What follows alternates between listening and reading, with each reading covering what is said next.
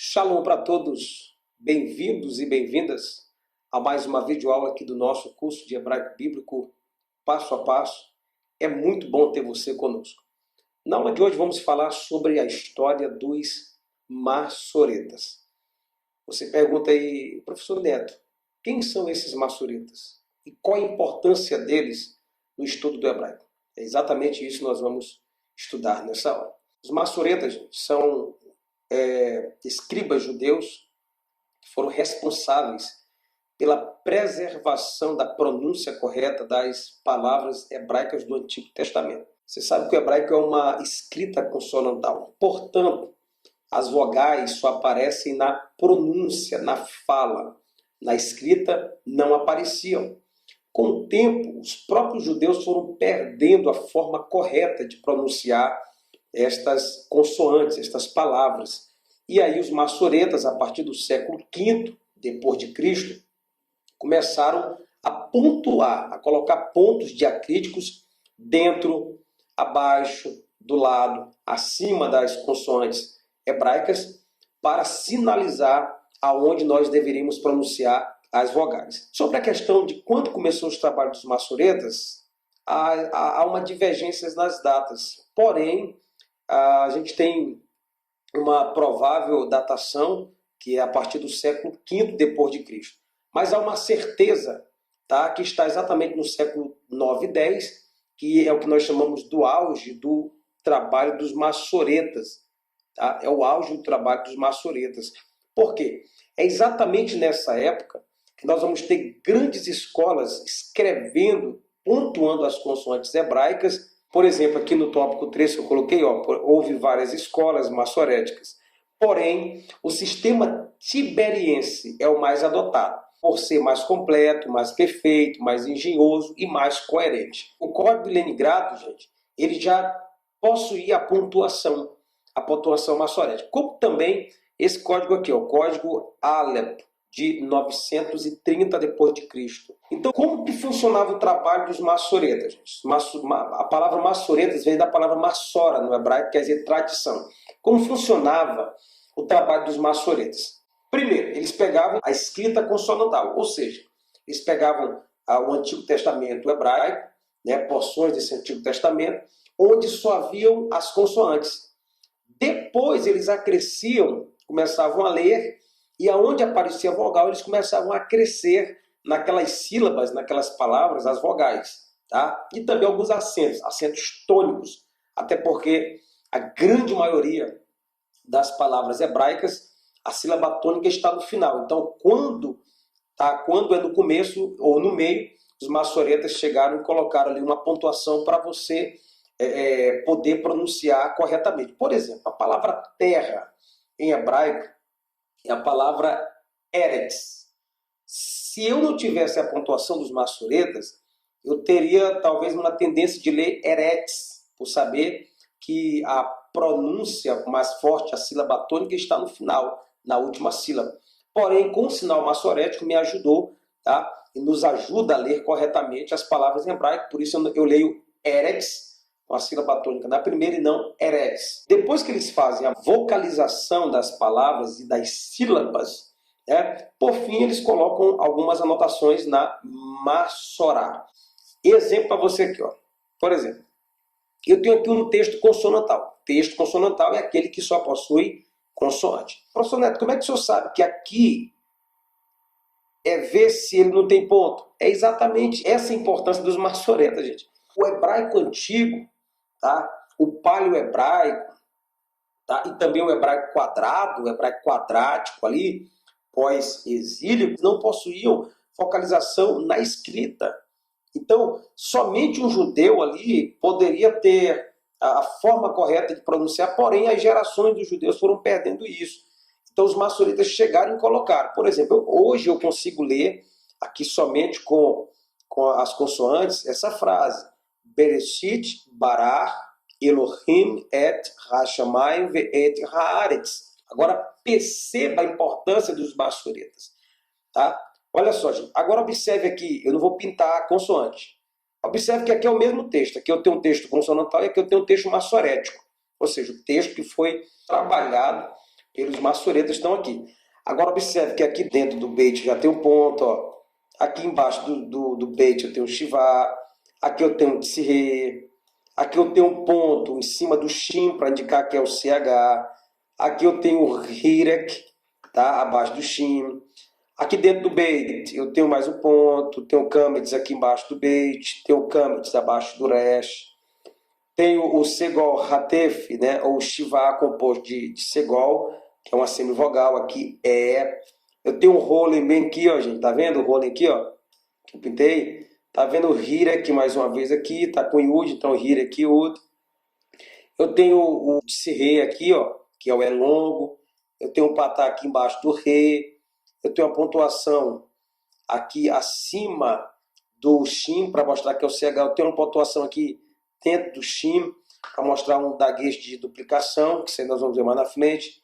Eu tenho o Kametz aqui abaixo do Shin. Eu tenho o patá, tenho o Hirek, tenho o Shivá, tenho o Tsirê, tenho o Kametz, tenho o nosso Ebre. Então, observe que aqui eu tenho um texto consonantal e aqui eu não mudo nenhuma consoante. As consoantes aqui são as mesmas do texto consonantal. Porém, no texto maçorético você vai ter a pontuação. E cada pontuação dessa aí, gente, é para nos orientar sobre como vocalizar. Vai nos mostrar as vogais, entendeu, gente? Vai nos mostrar as vogais. O que eu preciso é que você veja essa diferença. Aqui eu só tenho consoantes, e aqui eu tenho as consoantes, todas daqueles que estão em cima e que estão embaixo, já, porém, acrescidas com a pontuação maçorética. Por isso, gente, que as vogais são chamadas de vogais maçoréticas. Por quê? Porque foram acrescidas a partir do século V pelos maçoréticos, que eram escribas judeus preocupados na preservação, tá, da vocalização das palavras em hebraico. Imagine um alfabeto consonantal passando de geração em geração. Então, iria se perder com o tempo a pronúncia. Por exemplo, meu nome é Neto, então eu tenho duas consoantes, N e T. Agora imagine se o NT vai de geração em geração. Tá? Hoje eu pronuncio Neto, mas porque eu vejo N e o T eu sei que ali é Neto, mas pode ser Nato, Noto, Nuto. Os maçoretas pontuaram o texto, a palavra, a sílaba hebraica, exatamente para que de geração em geração fosse mantida a mesma pronúncia. O texto maçorético acrescenta vogais e pontuações nas letras hebraicas. Aqui eu botei a transliteração para você ler. Olha como fica fácil aqui. Ó. Eu vou ler essa primeira palavra aqui. Ó. Vamos ler. Aqui eu tenho um B, Re, o Aleph é mudo. Aqui eu tenho um Shin com Hirek, Yud, Shi, Ti. Então botei aqui para você, gente. Olha como o professor de vocês é bom. Botei aqui a forma de pronunciar. Ó. Bereshit. Bereshit. Aqui eu tenho a sílaba Ba. Aqui eu tenho o Ra. E aqui eu tenho um mudo, que é o Aleph. Então, vou ler Bereshit, Bará, tá aqui, ó, Bará, gente, tá? Aqui eu tenho um Aleph mudo, eu tenho um E embaixo, eu tenho o Lamed, tenho um Rolen aqui, eu tenho o Re com o Hirek Yud aqui, tá? Então faz Rim, e aqui eu tenho um Mem final, Mem sofítico. Então, Elohim, Elohim, tá aqui, coloquei para você, ó. Quer dizer deuses. Porém, aqui está no grau mais estático para o eterno. O verbo aponta aqui para uma criação do eterno. Bará é criado do nada. Tá? É o ex nihilo no latim. Tá? É tirar do nada, fazer tá? Do nada. Só Deus tem esse poder. Então, eu tenho aqui também o Aleph mudo e abaixo do Aleph eu tenho o Tsirê, tá? Que é o longo, e tem o Tav aqui. Então, eu leio Et. Aqui a palavra Et. Tá? Botei a transliteração simples, tá? Aqui eu tenho o Re com o Patá embaixo, aqui eu tenho o Shim com o Kametz embaixo, aqui eu tenho o Mem com o Patá embaixo, aqui eu tenho o Yud com o Hirek embaixo, e aqui eu tenho o M final, que é o Mem final. Tá? Então, como é que eu leio aqui? Ó? Ra, Sha, Maim, Ra, ó, gente, aqui, ó, Ra, Shamaim, tá? Tem um Vav aqui, Vav com o Shivá embaixo, tem o Aleph que é mudo, e tem o Tsirê embaixo, e tem o o Tav mais uma vez. Então eu vou ler aqui, ó, V, tá? Isso que eu queria falar. V, que é o Vav com o Shivá, V, et, V, et, tá? Alguns leem et, tá? Essa questão de vogal longa e breve no hebraico moderno, esquece, tá, gente? Agora no hebraico antigo é interessante nós procurarmos essa pronúncia mais fechada aqui com o et, V, et. Aqui eu tenho o re com o kametz, portanto, ra. Aqui eu tenho o aleph com o kametz, portanto, a, porque o aleph é mudo. Aqui eu tenho o resh com o segol, portanto, ré. E aqui eu tenho o tzad final, tzad sofit, ra, a, ré, tis. V, ó, tá aqui, ó, V, et, no caso, V, et, ra, Haaretz.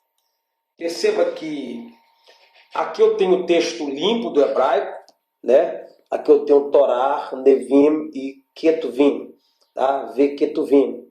Então aqui, ó, você vê que não há nenhum tipo de pontuação. Se você chegar em Israel hoje, você também não vai ter essas pontuações, tá, gente? Mas quando eu abro aqui a Bíblia, você já vê, ó, aproxima a câmera, aproxima aí, ó. Você já vê que a pontuação está aqui.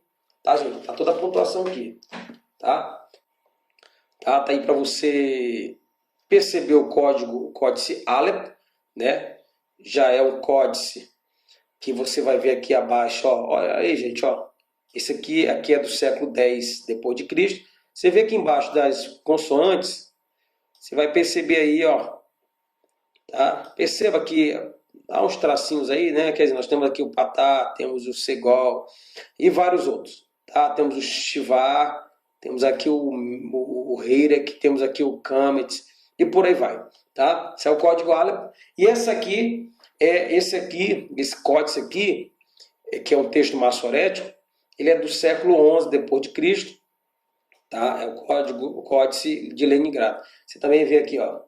Tá vendo, gente? Isso aqui é uma fotocópia, mas do original, tá, gente? Fotocópia do original lá.